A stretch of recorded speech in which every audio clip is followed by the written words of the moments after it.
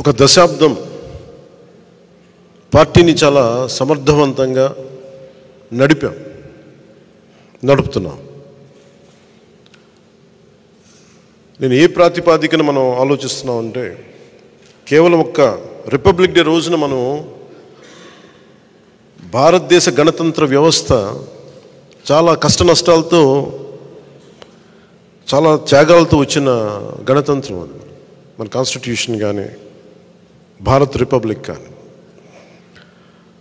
ఎక్కడ కూడా కాన్స్టిట్యూషనల్ స్ఫూర్తి పోకుండా, రాజ్యాంగ స్ఫూర్తి కోల్పోకుండా, కులాల మధ్య, ప్రాంతాల మధ్య, మతాల మధ్య సమైక్యత ఉండేలా, సఖ్యత ఉండేలాగా పబ్లిక్ పాలసీ అనేది ఉండాలి.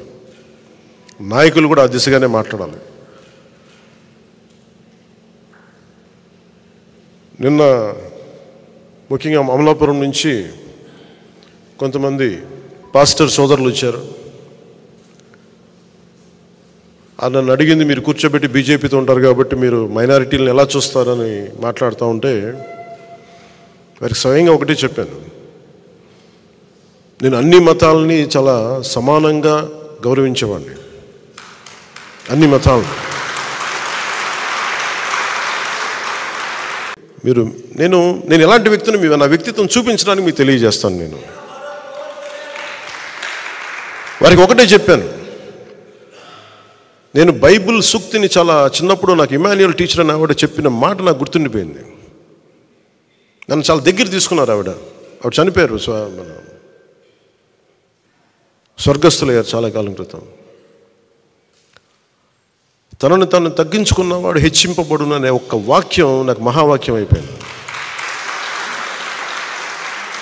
ఒక్కోసారి అదే నాకు శాపం కూడా అయిపోయింది.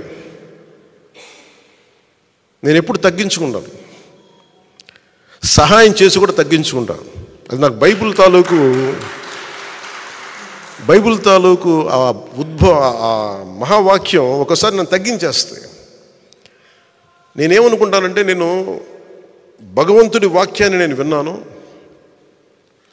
చూసేవాళ్ళకి అది మరీ నన్ను నేను చంపేసుకున్నట్టుగా ఉంది, తగ్గించేసుకున్నట్టుగా ఉంది అని నేను ఒకసారి అనుకున్నప్పుడు, ఎప్పుడు నాకు భగవంతుడు అండగా ఉన్నాడు. దాన్ని క్రైస్తని పిలవండి, అల్లా అని పిలవండి, లేదంటే ఈశ్వరుని పిలవండి, రామాని పిలవండి, జగన్మాత అని పిలవండి, ఆ సుప్రీం ఫోర్స్కి అది నిరాకారం. ఆ భగవతత్వం నన్ను ఎప్పుడు కాపాడింది. ఈ మాట ఎందుకు నేను ఉటంకిస్తున్నానంటే, నిన్న మండపేట, ఇది ప్రత్యేకించి ఎన్నికలకు సంబంధించిన విషయం కాబట్టి మీకు చెప్తా ఉన్నా. మండపేట నుంచి మన నాయకులు చాలామంది వచ్చి చాలా బాధపడిపోతూ ఉన్నారు. మనం పొత్తులో ఉండి మన చంద్రబాబు గారు ఇట్లా అనౌన్స్ చేశారు, మండపేట సీటు మనకి చెప్పాలి కదా అది అంటే, ఖచ్చితంగా అది సరైన విధానంలో చెప్పలేదు. ఖచ్చితంగా అంత మీకు ఏకీపిస్తున్నాను. చాలా ఇబ్బంది పడ్డారు అందరూ. మనకి మండపేట లాంటి నియోజకవర్గంలో పోయినసారే ఒక 18% ఓటు ఉంది. అది ఈ రోజున చాలా బలమైన అబౌవ్ 23, 28 ఎగ్జాక్ట్ చెప్పండి 28, దాదాపు 26 నుంచి 27, ఒక 10% పెరిగింది పోయిన దానికి ఈసారికి. నేనేం చెప్పానంటే వాళ్ళందరికీ, నేను కేవలం ఒక నియోజకవర్గాన్ని దృష్టిలో పెట్టుకొని మాట్లాడితే నేను నియోజకవర్గపు సంబంధించిన నాయకుడిని అవుతాను. నేను బర్డ్ ఐ వ్యూ అంటే అది విహంగ వీక్షణ ఉంటుందా, లేదంటే బర్డ్ ఐ వ్యూ. ఆ బర్డ్ ఐ వ్యూని చూస్తే తప్ప నేను రాష్ట్రాన్ని సంపూర్ణంగా చూడాలి. దాంట్లో భాగంగా ఒకసారి కొన్నిపాటి ఏరియాలో ఇబ్బంది కలగచ్చేమో, పొత్తు ధర్మం ప్రకారం అలా అనౌన్స్ చేయకుండా ఉండాల్సింది. నేను దానికి క్షమాపణలు చెప్తున్నాను. ఖచ్చితంగా నెక్స్ట్ మీటింగ్లో దాని మీద వివరణ ఇచ్చి దాన్ని ఎలా సరిదిద్దుతాం అని ఒక మాట ఇచ్చి పంపించాను. అలాగే వాళ్ళు అన్నది కూడా ఏంటంటే, మన నాయకులు కూడా ఇప్పటికీ 2 సీట్లు అనౌన్స్ చేశారు, మరి ఇది పొత్తు ధర్మమేనా నన్ను అడిగితే, అట్లా కొన్ని ప్రత్యేక పరిస్థితులు ఉంటాయి, వాళ్ళు కూడా మనం అర్థం చేసుకోవాలి కదా. 4 దశాబ్దాలు సుదీర్ఘ అనుభవం ఉన్న వ్యక్తులు, ఒంటరిగా వాళ్ళ సొంత పార్టీ నడిపిన వ్యక్తులు, ఒక్కోసారి ఎట్లా ఉంటుందంటే, పొత్తు ఆ సైజు వ్యక్తులకి ఒక ఇరుకు చొక్క అత్తారింటికి దారేదులో చెప్తూ ఉంటాం. ఒక బలమైన వ్యక్తికి సరిపోయిన కోటేస్తే కొంచెం ఇరుగ్గా ఉంటుంది కదా, టైట్గా ఉంటుంది. అలాగే ఒకసారి పొత్తు ఆ స్థాయి నాయకులకి చాలా ఇబ్బందిగా ఉంటుంది ఒక్కోసారి. కానీ వాస్తవాలు వేరుంటాయి, క్షేత్రస్థాయి పరిస్థితులు వేరుగా ఉంటాయి. అందుకని ఒక్కోసారి అనుభవం వీటి ఒక్కోసారి గబుక్కుని ఒక మాట అన్నిస్తుంది. లోకేష్ గారు ఆ రోజు మా నాన్నగారు ముఖ్యమంత్రి ఎన్ని అన్నా కానీ ఇవన్నీ నేను ఎందుకు దాన్ని పెద్ద మనసుతో వదిలేస్తానంటే, ఒక పార్టీని 3 దశాబ్దాలు నడిపి 3 సార్లు ముఖ్యమంత్రులుగా ఉండి అలాంటి కుటుంబం నుంచి వచ్చిన వ్యక్తులు సహజంగా గబుక్కుని ఒక మాట వచ్చేస్తుంది. దాన్ని రాష్ట్ర ప్రయోజనాలను దృష్టిలో పెట్టుకొని జగన్ అనే వ్యక్తి ఇంకొకసారి వస్తే రాష్ట్రం అధోగతికి పాలవుతుంది అన్న ఒక్క ఆలోచన నన్ను చాలాసార్లు రెస్పాండ్ కానివ్వకుండా చేస్తుంది.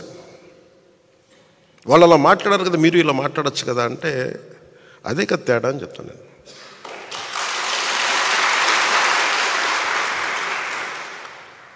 అంటే నేను చాలా ఆలోచించి, ఎందుకంటే ఒక పొత్తుని ఇబ్బందిగా గురి చేసి ఒక మాట మాట్లాడడం చాలా తేలిక.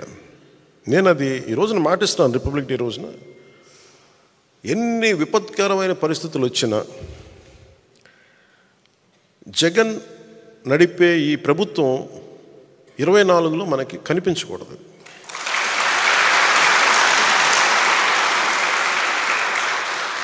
నాకు వ్యక్తిగతంగా జగన్ గారి మీద కక్ష లేదు, నాకు వైఎస్ జగన్ గారి మీద. కానీ ఆయన విధానాలు కానీ ఆయన ధోరణి కానీ ప్రజల్ని ఇబ్బంది పెట్టేవి, రాష్ట్రాన్ని అప్పుల పాలు చేసేవి, అప్పులకి దగ్గర చేసేవి, అభివృద్ధికి దూరం పెట్టేవి ఆయన పథకాలన్నీ. శాంతి భద్రతల్ని పరిస్థితుల్ని అసలు చేతుల్లో లేకుండా విపరీతమైన శాంతి భద్రతల సమస్యని సృష్టించిన వ్యక్తి. ప్రజాస్వామ్యంలో ఎవరికైనా ఒక తప్పు జరిగితే నా అభిప్రాయం చెప్పుకునే హక్కు ఉంటుంది. అసలు నువ్వు అభిప్రాయమే చెప్పకూడదంటే అది భగవంతుడిచ్చిన హ్యూమన్ రైట్, అది నా హక్కు, అది నా వాక్. నిన్న పాస్టర్ సోదరులు కూడా వచ్చి మాట్లాడుతూ ఉంటే ఏదో మాట్లాడారు, గతంలో మీరు ఈ మాట అన్నారు, మమ్మల్ని ఇబ్బంది కలిగించింది మా వాళ్ళకంటే, మీరు ఖచ్చితంగా ఇంత ప్రేమతో వచ్చారు, మీరు నన్ను తిట్టాలనుకుంటే సంపూర్ణంగా తిట్టని నేను భరిస్తానని చెప్పాను. నాయకుడి ముఖ్య లక్షణం తిట్లు భరించడం కూడా.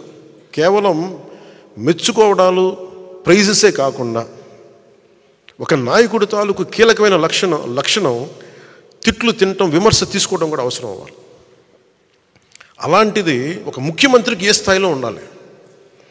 నువ్వు ఎవరు పడకూడదు, ఎవరు ఎదురు తిరగకూడదు అనుకుంటే ఇది రాజరికం కాదు జగన్, ఇది ప్రజాస్వామ్యం, ఇది జగన్ స్వామ్యం కాదు. ఇది ప్రజలు ఎదురు తిరుగుతారు, మాట్లాడతారు, విను, భరించు.